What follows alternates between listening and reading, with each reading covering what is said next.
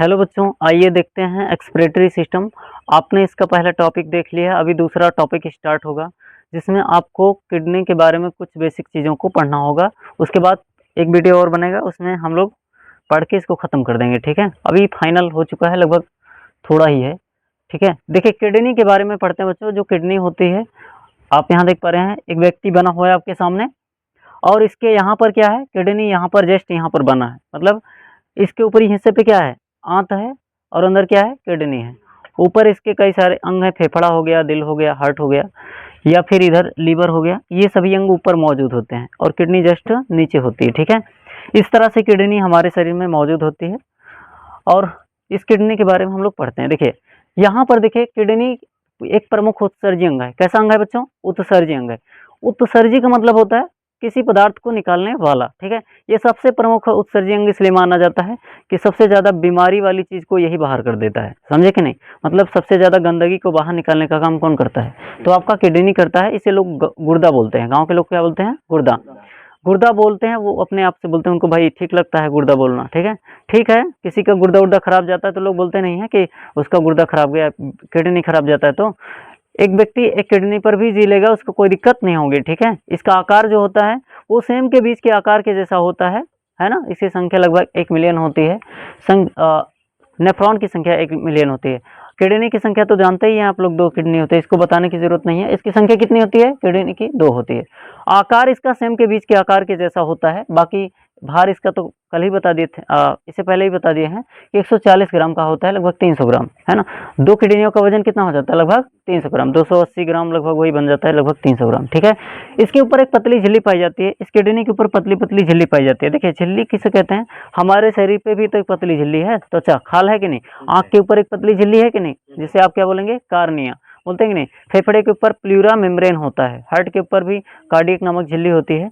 तो कई सारे अंग हैं और सभी अंगों के ऊपर एक पतली पतली क्या है बच्चों? झिल्ली है, जिसे आप जो है झिल्ली कहेंगे। ठीक है, ये इसका झिल्ली जो है पेरिटोनियम नामक झिल्ली पाई जाती है। अगर आपसे कहेगा किडनी के ऊपर कौन सी झिल्ली पाई जाती है, तो इसके ऊपर पेरिटोनियम नामक झिल्ली पाई जाती है। ये बात आपको समझ में आनी चाहिए।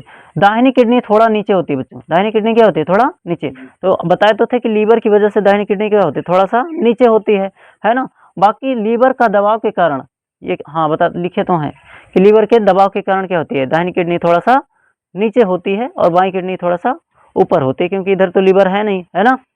बाहरी भाग इसका कार्टेक्स कहलाता है। देखिए जो ये किडनी है बच्चों, इसका बाहरी भाग ये वाला हिस्सा क्या कहलाता है? ये वाला हिस्सा कार्टेक्स कहलाता है। क्या कहलाता है बच्चों? कार्टेक्स कहलाता है। बाहरी हिस्सा क्या कहलाता है? कार्टेक्स कहलाता है। ये बाहरी हिस्सा कार्टेक्स कहलाता है। ठीक है, आंतरिक भाग मेडुला कहलाता है। जो ये त्रिभुजाकार आकृति है बच्चों, इसे मेडुला कहेंगे। क्या बोलेंगे? मेडुला। दिमाग में ये आता है कि मेडुला तो ब्रेन में है। हाँ भाई, मेडुला ब्रेन में ही है, लेकिन वो मेडुला ऑब्लांगाटा है, वो यहाँ पर पाया जाता है ब्रेन में। वो क्या है? Medulla oblongata. क्या है बच्चों? Medulla oblongata. ठीक है ना। तो मेडुला ऑब्लांगाटा कहाँ होता है? आपके जो है ब्रेन में पाया जाता है, लेकिन जो मेडुला पाया जाता है वो किडनी में पाया जाता है। ठीक है, यहाँ पर क्या पाया जाता है? मेडुला। ठीक है, और कार्टेक्स इसके मांसपेशियां, मोटी मांसपेशी को क्या बोलते हैं? कार्टेक्स। मोटी मांसपेशी को क्या बोलते हैं? कार्टेक्स। ठीक है, वो किडनी के ऊपर मोटी मोटी मांसपेशियां होती हैं, उस मांसपेशी को क्या बोलते हैं? कार्टेक्स बोलते हैं बच्चों। क्या बोलते हैं? कार्टेक्स बोलते हैं। ठीक है, यहाँ देखिए कार्टेक्स हो गया। उसके बाद आंतरिक भाग मेडुला होता है। प्रवेश द्वार को हाइलम कहा जाता है। इसका जो प्रवेश द्वार होता है बच्चों, इसको क्या बोलते हैं? हाइलम। इसका प्रवेश द्वार ये वाला हिस्सा जो है, यहीं से तो प्रवेश किया जाता है। इसका नसें जो रेनल नसें होती है, इधर से ही तो प्रवेश करती हैं, करती नहीं बच्चों? इसे क्या बोलते हैं? इसे बोलते हैं हाइलम। क्या बोलते हैं बच्चों? हाइलम। तो प्रवेश द्वार को क्या बोलते हैं? हाइलम। देखो यहाँ पर, यहाँ से देखो नस जा रही है, रेनल नस जा रही है कि नहीं जा रही है? इसको क्या बोलेंगे? हाइलम। इसके ऊपर पतली झिल्ली कौन सी? पेरिटोनियम। किडनी के ऊपर पतली झिल्ली पाई जाती है जिसका नाम होता है पेरिटोनियम। क्या होता है बच्चों? पेरिटोनियम। ठीक है, आंतरिक भाग मेडुला, प्रवेश द्वार हाइलम होता है। किडनी की इकाई, इसमें छोटी छोटी क्या पाई जाती हैं? किडनी में छोटी छोटी नसें पाई जाती हैं। क्या पाई जाती हैं? नस। इसमें छोटी छोटी नस पाई जाती है। छोटी छोटी बारीक बारीक सेल यानी कोशिकाएं पाई जाती हैं। छोटी छोटी बारीक बारीक क्या पाई जाती हैं बच्चों? सेल यानी कोशिकाएं पाई जाती हैं। आप उन्हें क्या बोलेंगे बताइए? उन्हें नेफ्रॉन कहेंगे। क्या बोलेंगे? नेफ्रॉन। तो किडनी में सुई के नोक से भी छोटी छोटी क्या होती हैं? नेफ्रॉन होती हैं, तो इन्हें क्या बोलेंगे? नेफ्रॉन। क्या बोलेंगे बच्चों? नेफ्रॉन। यहाँ कुल ऐसे छोटी छोटी बारीक बारीक कोशिकाएं भरी होती हैं। तो आपके किडनी का निर्माण किससे हुआ है? नेफ्रॉन यानी वृक्काणु से। हिंदी में नेफ्रॉन को वृक्काणु कहते हैं। क्या बोलते हैं बच्चों? वृक्काणु बोलते हैं। देखिए नेफ्रॉन को क्या बोलते हैं? वृक्काणु। नेफ्रॉन की संख्या कितनी होती है? 1 मिलियन। किसी किसी में 8 मिलियन, किसी किसी में 1 मिलियन, कहीं कहीं 11 मिलियन 11 लाख दे देगा, कहीं कहीं 8 लाख हो जाएगा। और 1 मिलियन में कितने लाख होते हैं? 10 लाख। 10 लाख को क्या बोलते हैं? 1 मिलियन। अगर 8 लाख है तो 1 मिलियन नहीं कहेंगे, लगभग है ना। किसी किसी में और मतलब किताबें अलग अलग, बुक हैं अलग अलग छापती हैं कि इसमें छोटी छोटी जो बारीक बारीक नेफ्रॉन है वो संख्या में कहीं 1 मिलियन दे देगा, कहीं 8 लाख दे देगा, ठीक है ना बच्चों। उसके बाद देखिएगा नेफ्रॉन की संख्या कितनी होती है? 1 मिलियन होती है। और ये जो किडनी है बच्चों यहाँ पर, इसका काम क्या होता है? तो इसका काम होता है यूरिन का निर्माण करना, मूत्र का निर्माण करना। और इसका काम दूसरा ये होता है कि डायलिसिस प्रोसेस करता है, अपोहन की क्रिया करता है, रक्त को छानता है। किसको छानता है बच्चों? रक्त को। खून को छानने का काम कौन करता है? आपका किडनी। यही तो खून को छानता है। खून में जितनी गंदगियां हैं उनको छान के कहाँ दे देगा? ब्लैडर में भेज देगा। यहाँ पर जितना शरीर में आपके गंदगियां हैं खून में, क्योंकि सबसे ज्यादा गंदगियां खून में ही होता है, उस गंदगियों को छानने का काम कौन कर देगी? किडनी। और जो खराब पदार्थ है वो मूत्र के माध्यम से इस ब्लैडर में भर देगी। और जो ब्लड, शुद्ध ब्लड है, कहाँ चला जाएगा? आपके शरीर में। कहाँ चला जाएगा बच्चों? शरीर में। खराब पदार्थ किडनी में, शुद्ध ब्लड शरीर में। समझे कि नहीं? तो इसका काम होता है डायलिसिस प्रोसेस, यानी अपोहन की क्रिया। डायलिसिस प्रोसेस क्या बोलते हैं बच्चों? अपोहन। क्या बोलते हैं? अपोहन। उसकी क्रिया कौन करवाता है? किडनी करवाता है, ठीक है। तो यहाँ देखो नेफ्रॉन का कार्य क्या है? डायलिसिस प्रोसेस, यानी अपोहन क्रिया करता है।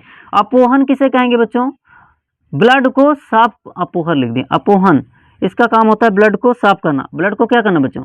साफ करना। खून को साफ करना डायलिसिस प्रोसेस कहलाता है। क्या हम एक किडनी पे जी सकते हैं? क्या हम एक किडनी पे जी सकते हैं कि नहीं जी सकते हैं? आराम से हम लोग एक किडनी पर भी जी सकते हैं। क्यों? क्योंकि अगर एक किडनी नहीं है तब एक किडनी अपना पूरा काम कर लेगी। एक किडनी नहीं है तो एक किडनी क्या करेगी आपका? एक किडनी आपका पूरा काम कर लेगी, मतलब ब्लड को साफ कर देगी। जिस व्यक्ति में दोनों किडनी नहीं रहेगी, क्या वो जिएगा? मर जाएगा। क्या हो जाएगा? मर जाएगा। क्योंकि इसके ब्लड में जो गंदगी है उनको साफ करने वाला है कौन? कोई नहीं है ना। तो वो व्यक्ति क्या हो जाएगा? मर जाएगा। उसको बचने का कोई चांस नहीं है। तो ऐसे व्यक्ति जिसमें दोनों किडनियां खराब हो चुकी हैं, या तो फिर किसी का किडनी निकाल के अपने लगवाए किसी डॉक्टर से, है ना, या तो किडनी खरीद के लगाए। जिस व्यक्ति में दोनों किडनियां खराब हुई वो मर जाएगा। समझे कि नहीं? या तो फिर परिवार का कोई व्यक्ति अपना किडनी दान कर देता है, उसको दे देता है कि लो एक किडनी पे तुम जियो, किडनी पे हम। दोनों लोगों का दोनों किडनी खराब हुई, दोनों लोग गए। मतलब शरीर का कोई भी अंग खराब होगा आपको दिक्कत होगी, ठीक है। एक किडनी पर लाइफ क्या सेफ है? हाँ, आराम से सेफ है। मतलब जी सकते हैं, लाइफ जी सकते हैं, ठीक है। एक किडनी पर लाइफ क्या कर सकते हैं? जी सकते हैं, कोई प्रॉब्लम नहीं है, ठीक है। अपोहन की क्रिया किस विधि द्वारा होती है? तो अपोहन की क्रिया बच्चों प्रासरण विधि द्वारा, ऑस्मोसिस प्रोसेस द्वारा होती है। अगर आपसे पूछेगा कि क्या अपोहन की क्रिया किस प्रक्रिया द्वारा होती है? Osmosis process. देखिए शरीर में जो भी क्रियाएं हो रही हैं वो किसी न किसी प्रोसेस द्वारा हो रही हैं। कोई भी काम एक विधि द्वारा होता है, एक तरीके द्वारा होता है कि नहीं होता है? वैसे भी आपके ब्लड को साफ करने की क्रिया जो होता है, अपोहन क्रिया होता है, वो आपकी किडनी करती है। जस्ट ये किडनी, और ये किस विधि द्वारा करती है? प्रासरण विधि द्वारा, ऑस्मोसिस प्रोसेस द्वारा होती है, ठीक है ना। क्लियर है कि नहीं बच्चों?